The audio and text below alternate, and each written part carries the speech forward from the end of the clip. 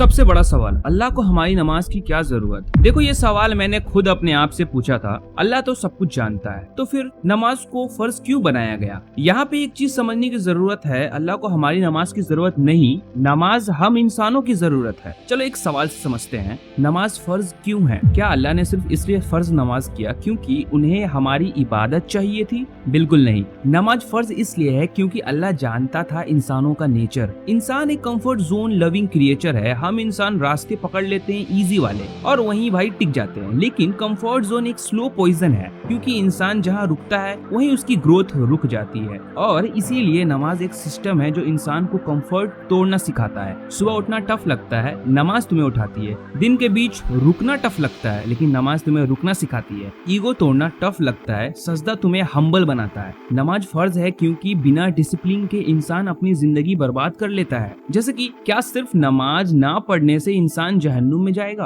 बड़े लोग कहते हैं अगर तुम्हें नमाज नहीं पढ़नी है तो तुम जहन्नुम में जाओगे। क्या ये सच है? हाँ, लेकिन तुम्हें जहन्नुम देखने के लिए मौत का वेट करने की जरूरत नहीं है। जहन्नुम तो यही दुनिया में है। आज किसी से पूछो लाइफ कैसी है, ज्यादातर जवाब मिलेगा भाई लगी पड़ी है। किसी के पास पैसा है लेकिन सुकून नहीं है, किसी के पास फैमिली है लेकिन रिश्तों में प्यार नहीं है, किसी के पास जॉब है लेकिन सेटिस्फैक्शन नहीं है। हर तरफ स्ट्रेस, एंजाइटी, डिप्रेशन। और इंसान क्या करता है स्ट्रेस में? स्ट्रेस को भुलाने के लिए नशा करता है, दर्द भुलाने के लिए डिस्ट्रैक्शंस ढूंढता है, और फिर कहते हैं लाइफ कितनी मुश्किल है। ये तो जहन्नुम ही है। जो बंदा नमाज से अपनी रूह को फीड नहीं करता वो दुनिया में भी जलता है और आखिरत में भी। नमाज पढ़ने से इंसान की लाइफ में क्या चेंजेस आते हैं? बहुत। नमाज सिर्फ एक रिचुअल नहीं, ये एक ट्रेनिंग सिस्टम है। डिसिप्लिन, सुबह उठना, टाइम मैनेज करना, अपनी बॉडी को एक सिस्टम के अंदर चलाना, बैलेंस, दौड़ती जिंदगी में पॉज लेना, अल्लाह को याद करके अपनी प्रायोरिटीज को रीसेट करना, ईगो,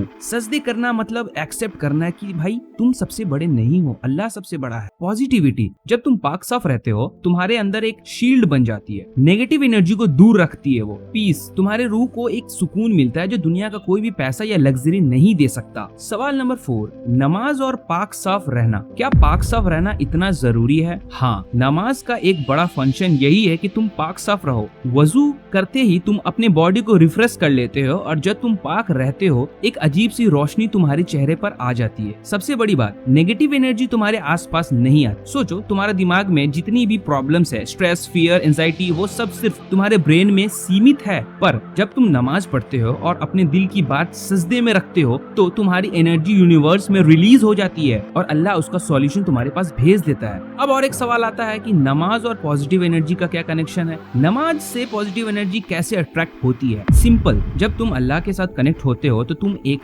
अपनी फ्रीक्वेंसी रेज कर लेते हो, यूनिवर्स फ्रीक्वेंसी जिसे कहते हैं। यूनिवर्स में एक लॉ है, जो एनर्जी तुम भेजते हो वही तुम्हें वापस मिलती है। नमाज एक मीडियम है जिससे तुम ग्रेटिट्यूड, शुक्र और पॉजिटिविटी यूनिवर्स में भेजते हो, और फिर वही पॉजिटिविटी तुम्हारे पास वापस लौट कर आती है। सवाल नंबर 6, क्या नमाज स्ट्रेस और एंजाइटी को दूर कर सकती है? बिल्कुल। देखो दुनिया के लोग टेंशन दूर करने के लिए क्या करते हैं? नशे करते हैं और सहारा लेते हैं किसी और का, एंटरटेनमेंट या ओवरडोज करते हैं, या फिर लोगों के बीच भागते हैं, लोगों से मदद मांगते हैं। लेकिन असली सुकून तब आता है जब तुम अपनी प्रॉब्लम को अल्लाह के हवाले कर देते हो। जब तुम सजदे में कहते हो या अल्लाह मैं थक गया हूँ, अब सब तू संभाल ले, भाई तुम्हारा बोझ हल्का हो जाता है, तुम्हारा दिल हल्का हो जाता है। तो जिसे यकीन नहीं है वो एक 6 मंथ चैलेंज कर ले। अगर कोई बंदा डाउट करता है कि नमाज से लाइफ चेंज होती है या नहीं होती, तो मैं कहता हूँ एक एक्सपेरिमेंट कर लो। बस 6 महीने लगातार तुम नमाज पढ़ना शुरू करो और फिर देखो तुम्हारी जिंदगी में कोई चेंजेस आते हैं या नहीं।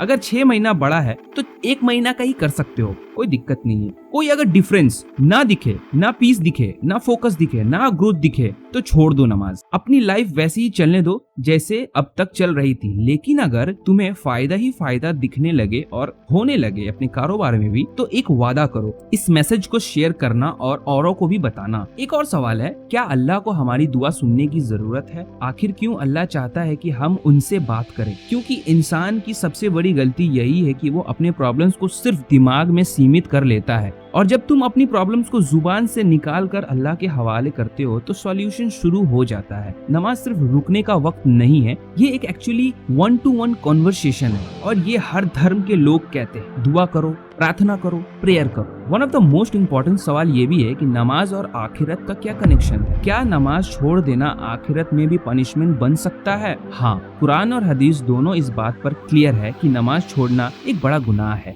लेकिन अल्लाह की रहमत और दरवाजे हमेशा खुले हैं। जो बंदा तौबा करता है अल्लाह उसकी गलती माफ कर देता है, मगर जो इग्नोर करता है वो अपने लिए जहन्नुम तैयार करता है, दुनिया में भी और आखिरत में भी। तो असली जवाब क्या है? हमें नमाज क्यों पढ़नी चाहिए? क्योंकि नमाज सिर्फ एक रिचुअल नहीं है, ये एक लाइफ सिस्टम है। ये डिसिप्लिन सिखाता है, बैलेंस बनाता है, ईगो तोड़ता है, पॉजिटिव एनर्जी अट्रैक्ट करता है, ये इंसान को पाक साफ रखता है, ये स्ट्रेस और एंजाइटी को दूर करता है और ये आखिरत में इंसान के लिए नजात का जरिया बनती है। नमाज फर्ज है क्योंकि अल्लाह चाहते हैं इंसान अपने बेस्ट वर्जन में जिए। अब मैं तुमसे एक सवाल पूछता हूँ, तुम्हारे हिसाब से नमाज का सबसे बड़ा रीजन क्या है? डिसिप्लिन, पॉजिटिव एनर्जी या अल्लाह के साथ कनेक्शन? और अगर तुम्हें लगा कि ये बातें किसी एक इंसान की जिंदगी बदल सकती है तो इस वीडियो को शेयर करना मत भूलना।